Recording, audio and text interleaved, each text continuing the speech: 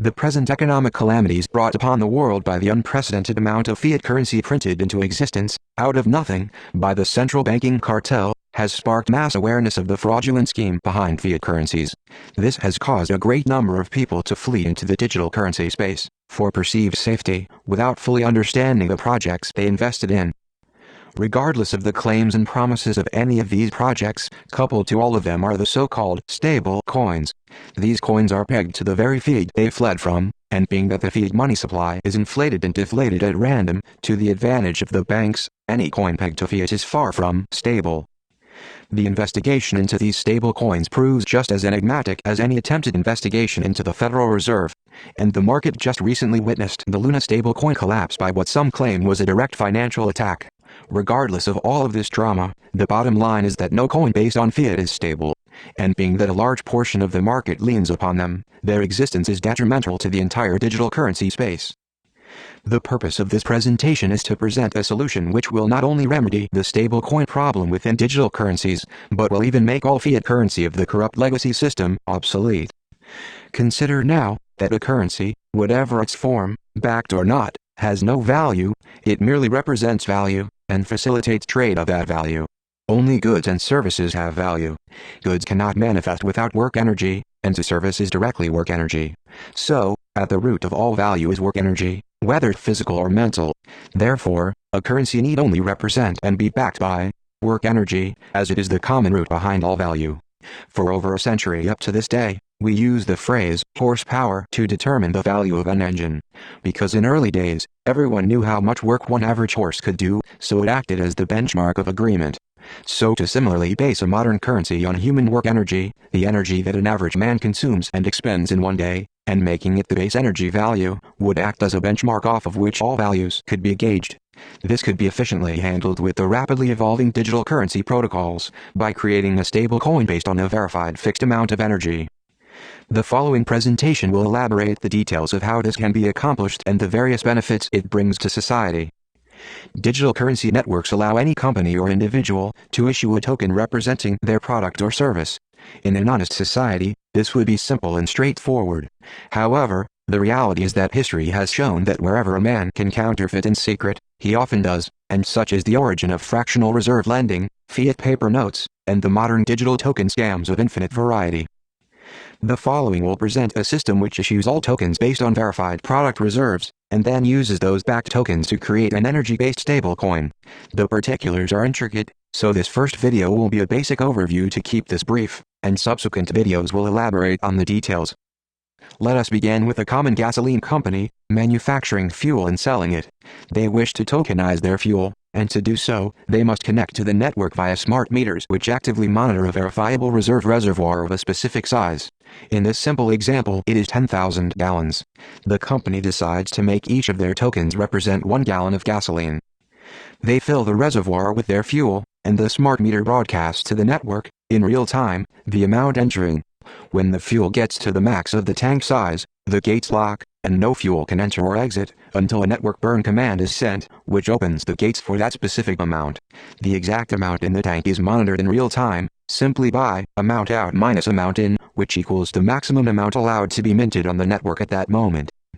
Only fuel in this tank can be minted to the network and sold as tokens, regardless of how much fuel is outside of the tank. As Bitcoin maxis will agree, don't trust, verify. The company could claim millions of gallons, but in this system, claims are meaningless. The reservoirs act as a type of proof of stake, and are called proof of reserves. Only systems directly connected with the network can mint and burn tokens. Because suppose a transport truck, filled directly from the reserve reservoir, with intent to place it in a gas station, draining the reservoir and allowing it to fill, would mint new tokens. This would not directly be a problem. But, if the truck wrecks and loses all of the fuel, there is no automated mechanism that can burn that amount of fuel tokens, and there would then be more tokens than fuel on the network, thus no longer backed one-to-one. Therefore, all minting and burning need be done directly at the end user to avoid numerous similar situations, and outright scams. Once the company has minted their tokens, they then place them on the open market and or stake them to mint energy stable coins. In this example, the company places half in each. This is the basics of how a company would tokenize their energy commodity to the network. We shall now examine how consumers can purchase it. First, Users buy all goods and service tokens with the energy stablecoin. It is a coin based on a fixed amount of verified energy. So, we must first examine how that coin comes into being. The energy stablecoin, or eCoin for short, is fixed at a value of 75 kilowatt hours, for reasons which will be described shortly. It is minted only when a verified resource token is staked in the Universal Resource Reserve DEX. The staked resource token is then automatically assessed for its energy value in kilowatt hours. In this example, the gas token represents 1 gallon of gas, which yields 36.63 kilowatt hours of energy. So it would take 2.05 of these tokens staked to mint one eCoin. This minted eCoin then appears in the account of the staker of the goods, who then can use it to pay for services, such as their employees. So the two ways to get eCoins are to stake verified goods for them, or to work for them. Note: the conversion from goods to eCoins is directly a power-to-power value. It does not take into consideration the power that was needed to actually create that fuel. In short, at the pump the gas company can charge however many eCoins they like. These details will be addressed later. Okay, so now we know how the eCoin is minted, and how the people get some of them. Now we shall describe what happens when a purchase is made. When an end user uses their eCoin to purchase a good, in this case fuel, they swipe their eCoin card just like a debit card, and enter the desired amount. If the balances are sufficient, the required eCoins are added to a burn transaction to burn the amount of gas tokens purchased from the network. All goods dispensers are connected directly to the network, and the transaction and debits for the consumer is instantaneous. The coins and tokens remain in a balancer for a short time thereafter to be verified by the network 100 times as burned, before the eCoin will be sent to the merchant's account, anywhere from a few minutes to an hour, depending on numerous variables. When the company receives payment and confirmation of burn, the smart gates will open on their reservoir, allowing them to add that much more fuel and mint the corresponding tokens, starting the process all over again. This is a very basic description of the system, but it is important to note that the energy stablecoin has compound backing. 1. The verified reserve of physical goods, and 2. A locked and staked digital representation of the same, both of which are publicly viewable in real time by anyone on the network, unlike modern fiat and stable coins, which are impossible to accurately audit and verify. Therefore, the entire circulating supply of public money is all backed by real verified goods, effectively creating an energy standard with absolute transparency. A quick note on the flaws of the gold standard, seldom discussed or even mentioned, is that from 1913 to 1933, the Federal Reserve issued far more gold certificates than it had gold, and was short 20,000 metric tons in a mere 20 years after it was established. This is the real reason FDR seized the gold of the people, to bail out his criminal friends.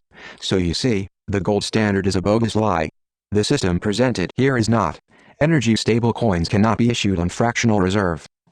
Now that we have examined the basics, we can now add some details.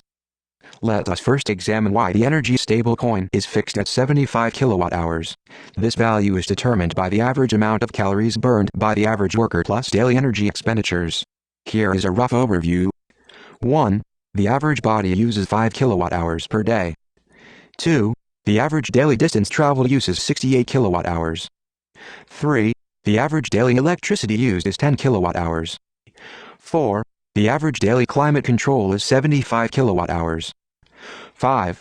Daily water and waste transport is 13 kilowatt hours. 6. Daily communication with phone and internet is 34 kilowatt hours. 7. The average home expense is 370 kilowatt hours.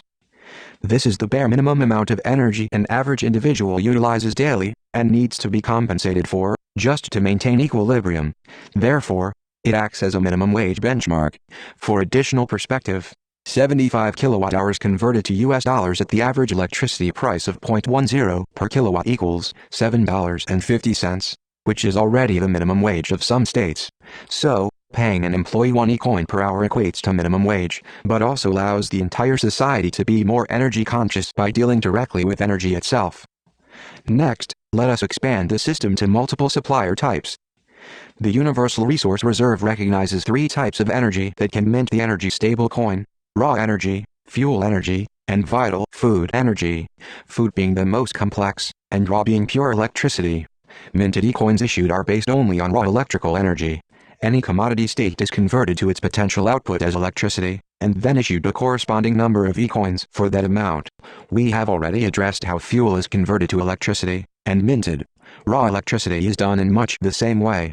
However, the conversion of vital food commodities is too complex to address here in detail, and therefore will be addressed in a future video. But here is a rough example on the general conversion. A man wishes to stake 1 bushel of sunflower seed, 28 pounds, for E-coins. 1 bushel of sunflower seed contains 85 kilowatt-hours of vital energy, however only yields 38 kilowatt-hours of sun diesel fuel, with the cost of X energy to convert it. Therefore, 39 kilowatt-hours minus X energy loss equals the energy value of E-coins issued. So, let's say the conversion cost 1.5 kilowatt-hours of energy. The amount of energy issued would be 37.5 kilowatt-hours, which is 0.5 E-coin.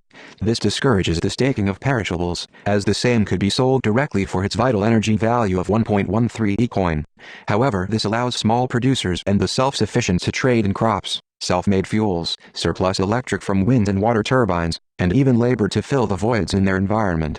Note that this 1.13 E-coin for a bushel of sunflower seeds equates to about $8.50 per bushel, which is what sunflower seed is currently trading for in some markets, proving again the viability of this system.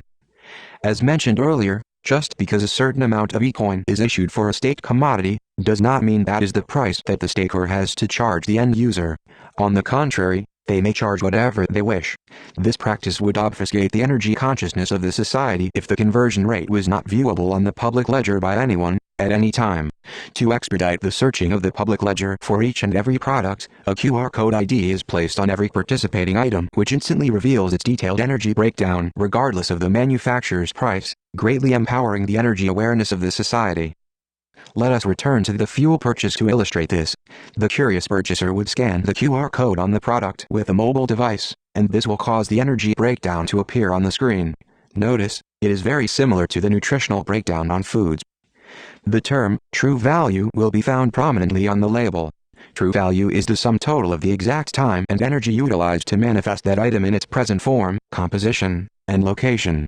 Because for any one item, X amount of energy was applied to extract, refine and transport the resources, Y amount of energy was applied to design it, Z amount was applied to create it and distribute it to the end user, etc. So, true value presents a snapshot of this total energy content. Note that true value does not compensate for inefficiency of the crafter, or any inefficiency along the system. Thus, something completely useless could have a tremendous true value, like many present-day products. This will be addressed later. With this tool it can be seen that the distributor desires a 10% profit. This knowledge assists the society from being unfairly fleeced, or to know if a manufacturer is actually taking a loss and being benevolent. For when price equals true value there is no profit, and when price is less than true value there is most likely loss. If some anomaly is found, by clicking Expand, the GPS coordinates and factory number of each individual ledger entry will be shown in detail, as well as the timestamp and additional notes, creating absolute supply chain transparency for the public. However, public users cannot edit the ledger. Only the generator of the initial asset can give edit permission to any wholesale purchasers in the chain, and then the wholesaler can do likewise for their distributors, assuring that only legitimate contributors in the supply chain can write to the ledger. Realize that more complex products would have much more extensive breakdowns, spanning from the initial resource mines, to each element's refining, shaping, and inclusion into the final product, a new ledger update being made at every stage in production. Imagine your laptop and the coming together of all of the numerous elements to form it. The system would enable the public to visually map the supply chain graph. But this would only work for those companies who have decided to contribute in this network. The more who contribute, the more accurate and efficient the system becomes. The system literally allows the public to clearly see the flow of energy, in single items, entire procedures and the whole of society, quickly exposing each and every inefficiency, as well as their remedies, with endless insights. Many of these insights will be revealed in detail with the product compare button, which is generally what the name implies, but to keep this brief, its intricacies will be addressed in a future video. Now that we have explained the basics of how products are traded, let us move on to services. With all products being clearly reduced to an energy value, this consequently makes services based upon them also more transparent, and even easier for contractors to make their bids. Obviously, a man running in circles for 2 hours accomplishes nothing and uses far more energy than an engineer designing a bridge for 2 hours. Nor is a novice's scribbling equal to the engineer's. This system is not intended to quantify skill in art, or to dictate price. Its only goal is energy consciousness and transparency. For example, A bid's bottom line, represented as a quantity of energy, will give many insights that are uncommon to a dollar figure. There are numerous other benefits to consumers and contractors, such as the breakdown would show all of the elements that are outside of the contractor's control to assist a consumer in understanding a bid. Furthermore, it allows contractors to list their number of workers and their energy allotment so that the consumer realizes that an expensive bid may actually be helping numerous people, or that a cheap bid may be the result of exploitation of the same. This is the basic overview of the entire system. Future videos will go into each subject in greater detail, such as preventative measures to stop the cheating of the system, and novel network protocols such as isolation from other networks to prevent paper trading, as well as multiple types of miners to also reduce fraud and network attack. To summarize this presentation, the system creates an energy-backed stablecoin with absolute transparency, effectively creating an energy standard, which has been many times theorized but never before implemented. Notice that there are no banks in the system, nor need for them. Each individual and company become their own bank. Therefore, it also makes fiat obsolete, and places the power of minting the currency directly into the hands of the community. It is recommended that you watch this a few times to fully grasp its far-reaching implications, and if you are able, please support the project by donating BTC to the address below. Thank you for your time and energy.